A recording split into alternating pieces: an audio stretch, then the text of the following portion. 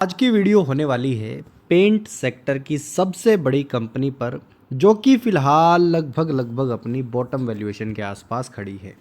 यहाँ पर Asian paints की अगर बात की जाए तो लगभग 12 लाख साढ़े 12 लाख के आसपास निवेशक 2025 के अंदर स्पेसिफिक कंपनी में होते थे। आज वो 9.5 लाख निवेशक रह गए हैं, यानी कि 9.5 के।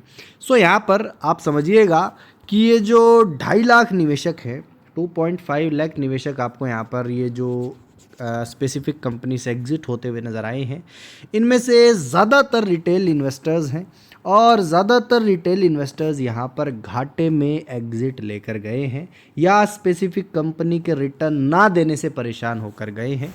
लेकिन करंटली जो है एशियन पेंट्स ने ऐसे रिज़ल्ट पोस्ट किए हैं कि सभी ब्रोकर्स के इन्होंने जो है कान खड़े कर दिए हैं। सभी यहाँ पर इसे रीरेट करना शुरू कर चुके हैं और स्पेसिफिक कई केसों में तो बहुत सारे ब्रोकर्स ने बाइंग रिकमेंडेशन तक दे दी है। तो यहाँ पर क्या आखिर माजरा है, किस सिनेरियो पर आपको एशियन पेंट्स फ़िलहाल देखने को मिलता है, क्या आगे हो सकता है, ये सारा चीज़ें जो ये सारी नॉलेज है, इसे विद फैक्ट्स आज की वीडियो में जानने की कोशिश करेंगे। यहाँ पर शुरुआत करते हैं क्वार्टरली रिजल्ट से। जून क्वार्टर में इन्होंने 10,542 करोड़ के आसपास का रेवेन्यू खींचा है। अब ये इनका आज तक का हाईएस्ट एवर रेवेन्यू है। इससे पहले अगर कोई हाईएस्ट एवर रेवेन्यू था तो लगभग 9100-9200 करोड़ के आसपास का रेवेन्यू इन्होंने जो है एक स्पेसिफिक क्वार्टर में किया है। अब की बार 10,000 करोड़ से ऊपर और 10,500 करोड़ से भी ऊपर का रेवेन्यू हुआ है। तो रेवेन्यू के मामले में तो भाई सारे रिकॉर्ड्स इन्होंने तोड़ दिए हैं। और ये मैं आपको पहले बताता भी था कि इनकी बढ़ी हुई कैपेसिटी जब ऑपरेशनल होगी तो आपको इनके रेवेन्यूज़ ऑटोमेटिकली बढ़ते हुए नज़र आएंगे, क्योंकि यहाँ पर चाहे मार्केट में कितने ही कंपटीटर्स आ चुके हों, ये जितना माल बना रहे हैं उतना माल टिकटों पर सेल होता है और ज़्यादा माल बनाएंगे तो ज़्यादा माल भी सेल होना शुरू हो जाएगा। तो इनकी फ़िलहाल जो है कैपेसिटी बढ़ भी चुकी है, उसका भी जो है एनालिसिस आप लोगों के सामने साझा किया जाएगा। 21% के आसपास के मार्जिन्स हैं। और मार्जिन्स क्यों लौटे हैं? क्योंकि यहाँ पर जो इनका रॉ मटेरियल है यानी कि ब्रेंट क्रूड है, वो यहाँ पर अपने नॉर्मल प्राइजेस के आसपास आ चुका है।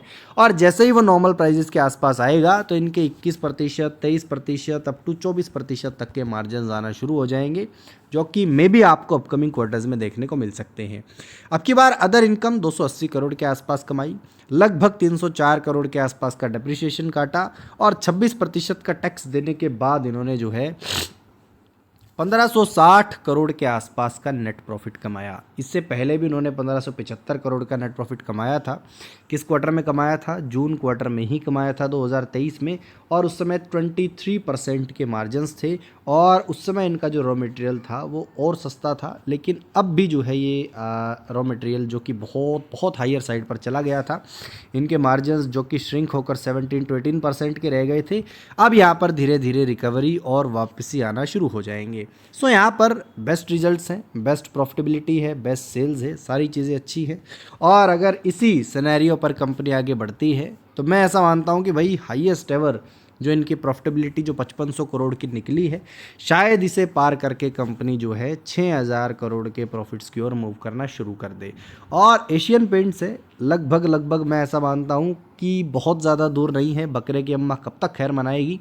एशियन पेंट्स आपको 6000 करोड़ के भी प्रॉफिट्स बना कर देगा फ्यूचर में, 6500 करोड़ के भी बना कर देगा और 7000 करोड़ के भी बना कर देगा, क्योंकि हमने स्पेसिफिक कंपनी के जो नेट प्रॉफिट्स हैं वो 2000 करोड़ से नीचे के भी देखे हैं, फिर 2000 करोड़ से 2500 जाते देखे हैं, फिर 3000 करोड़ जाते देखे हैं, फिर 3500, फिर 4000, फिर 5500 करोड़ तक के प्रॉफिट्स हमने इसी स्पेसिफिक कंपनी में ईयर ऑन ईयर वाइज जाते हुए देखे हैं।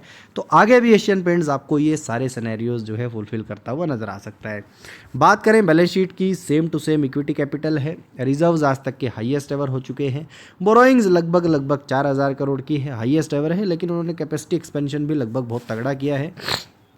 यहाँ पर 9640 करोड़ के आसपास के फिक्स एसेट्स हैं और ये जो पैसा अब ऊपर मूव हो जाएगा तो लगभग आप ये मानकर चल सकते हैं कि 11,000 करोड़ से प्लस के फिक्स्ड एसेट्स पर ये जो है ऑपरेशनल जो है कैपेसिटी अपनी बना लेंगे।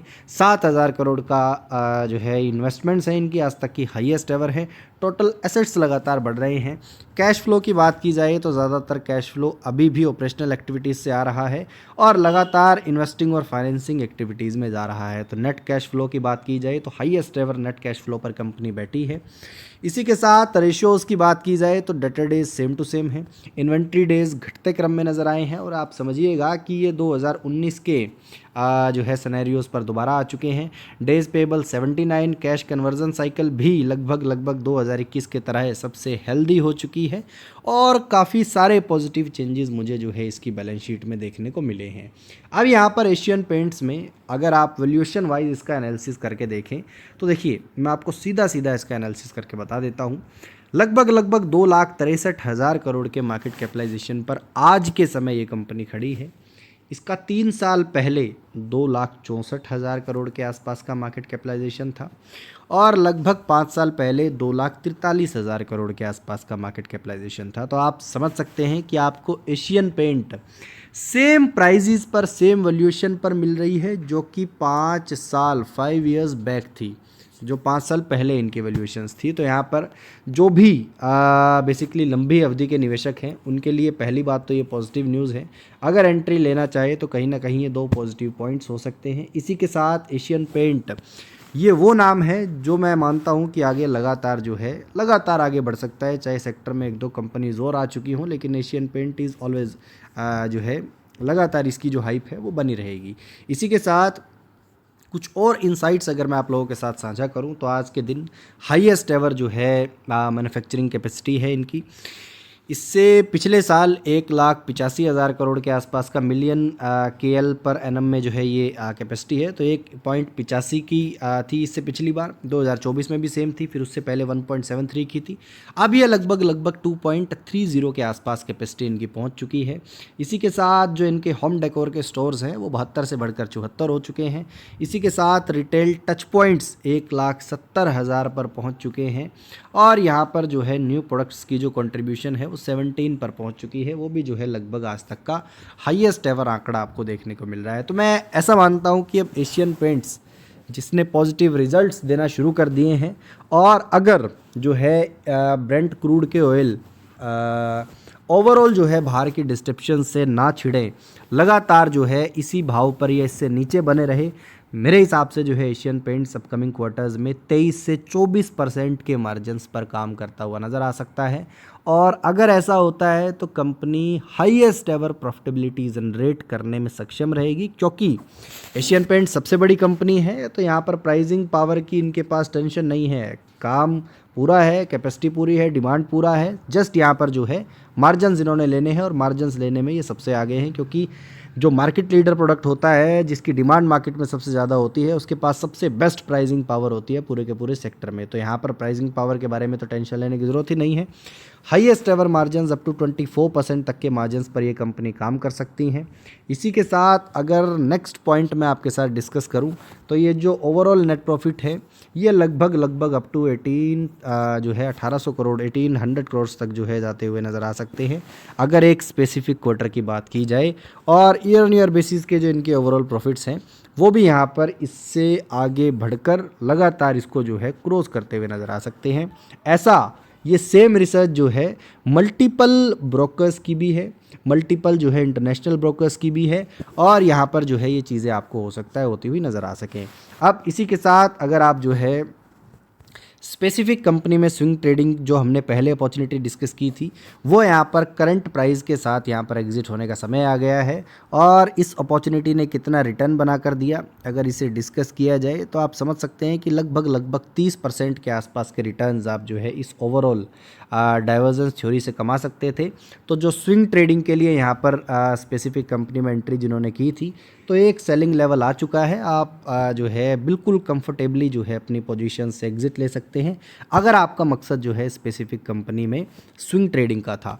और अगर स्विंग ट्रेडिंग का नहीं था तो मैं ऐसा मानता हूं कि भाई पिछले 5 साल वाली पहले यानी कि 5 इयर्स बैक वाली वैल्यूएशंस पर हमें कंपनी देखने को मिल रही है, तो इस बार आपको जो है ऑल टाइम हायर सिनेरियो इस स्पेसिफिक कंपनी में ज़रूर से देखने को मिल सकते हैं। इनके हाईएस्ट एवर प्राइजेज यहाँ पर गए थे लगभग 3500-3600 के, और 3 बार जो है इन्हें क्रॉसओवर करने की जो है कंपनी ने कोशिश की, लेकिन हो नहीं पाता है। मैं ऐसा मानता हूँ कि अगर प्रॉफिटेबिलिटी इनकी जो 2023 वाली थी उसको पार करके 6000 करोड़ को प्लस करती है, तो यहाँ पर जो है फाइनेंशियल बैकअप के चलते ये चीज़ें यहाँ पर हो सकती है। और अगर एक बार ये जो है स्पेसिफिक कंपनी अपने इसको जो हाईएस्ट एवर इनका टारगेट्स है इसको अच्छी वॉल्यूम्स के साथ तोड़ती है, तो यहाँ पर जो इसका नेक्स्ट टारगेट बेसिकली आपको जो है यहाँ पर एक्सपेक्ट करना चाहिए। क्या हो सकता है, चलिए मैं आपके सामने एक बार प्लॉट करके दिखाता हूँ।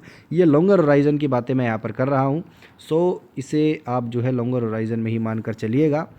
यहाँ पर इसे जो है जस्ट आप जो है एग्जैक्टली ऊपर प्लॉट कर सकते हैं, और लगभग आप जो है अगर अच्छा ब्रेकआउट आता है तो एक निवेशक जो है लगभग 4000 से प्लस ऊपर के टारगेट्स के लिए जो है यहाँ पर बेट ऑन करता हुआ नज़र आ सकता है। अब ये टारगेट्स जो है 1 साल में अचीव हों, 2 साल में अचीव हों, 2.5 साल में अचीव हों, लेकिन स्टिल अगर ये टारगेट्स आते हैं तो करंट प्राइस से बहुत हैवी टारगेट्स हैं। लगभग आप ये मान के चलिएगा कि लगभग 80% के आसपास की ग्रोथ इस टेक्निकल पैटर्न के आधार पर स्पेसिफिक कंपनी में नज़र आती है। और अगर ऑल टाइम हायर सिनेरियोज पर भी जाता है तब भी यहाँ पर जो है 35% के आसपास की नेट ग्रोथ हमें जो है एशियन पेंट्स जैसी दिग्गज कंपनी में देखने को मिलती है।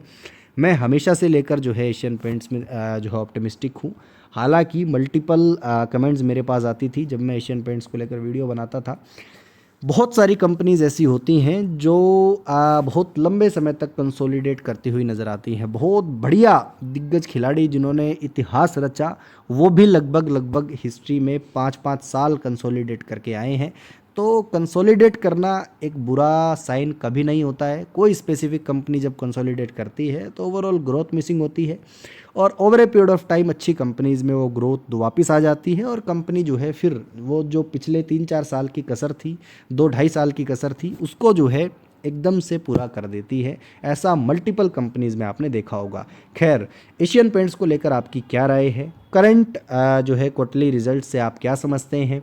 फिलहाल आप एशियन पेंट्स का फ्यूचर क्या देखते हैं? कमेंट बॉक्स में ज़रूर बताइएगा।